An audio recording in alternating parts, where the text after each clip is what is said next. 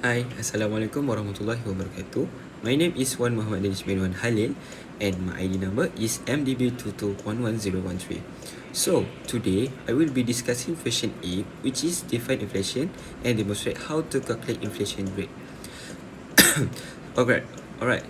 So, inflation is defined as a persistent and sustained increase in the aggregate of average price level of goods and services in an economy. And inflation implies that there is an increase in the cost of living that causes lower purchasing power. It is a situation where there is too much money chasing too few goods. Therefore, there is an inverse relationship between inflation and the value of money. When inflation is high, the value of money will be lower, and vice versa. With inflation, there is a loss of the value of a currency because the consumer's money now will not buy as much today as it could yesterday. So, if you can see on slide, it is the Consumer Price Index CPI in Malaysia from 2020 until 2022. You can look on the table. In 2020, the CPI is 120.1 and it is increased to 123.1 on 2021. After that, it continues to increase to 127.2 on 2022. Now, let's calculate the inflation rate together. The formula to find inflation rate is CPI for the current year minus with CPI on previous year and divide again with CPI on previous year, then times with 100%. So, for 2020 to 2021, the inflation rate is 123.1 minus with 120.1 divide by 120.1 times 100. And the answer is 2.50%. Then, for 2021 to 2022, the inflation rate is 127.2 minus with 123.1 divided by 123.1 times 100. And the answer is 3.33%. So, that's all for calculate the inflation rate. Assalamualaikum and hi. My name is Ezril Farishah bin Alfian. My ID number is MDB22111061. Now, I am going to discuss about type of inflation, which is demand pull inflation and cost push inflation. Let's start with our discussion. The first one is demand pull inflation is a type of inflation that caused by an increase in the aggregate demand and it exceeds the aggregate supply. It is typically leads to rising price as demand for goods and services is more than what the economy can supply efficiently. Demand pull inflation can result from a rise in consumer demand or rise in investment by firm or an increase in government expenditure or a rise in net export from foreign country. This make the aggregate demand curve shift to the right. When demand outpaces supply, business often respond by raising their price. As consumer and business compete for the limited available resources, sellers can charge higher price, causing an inflation. Counter for demand pull inflation is central banks may raise interest rate to discourage borrowing and spending. Fiscal policies like reducing government spending or increased tax can also be implemented to cool down the economy and reduce inflationary pressure. Now, let's go to the next type of inflation. Cost push inflation caused by an increase in the cost of production for business.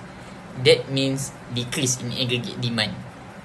The price of raw material, labor or energy increase is the main subject that can cause the cost push inflation. Result in overall price level in an economy rises. There are many causes of increased costs. Among them are wage costs and government regulation and taxation. For wage costs, workers demand for higher wages and business had to pay. It can increase the labor cost component of production. For example, Malaysia government has raised the minimum wage for labour from 1,500 ringgit Malaysia to 1,800 ringgit Malaysia. So, business need to increase the price of their goods and service. For government regulation and taxation, new regulation or tax imposed on businesses can increase their operational costs, which may be passed on to customer.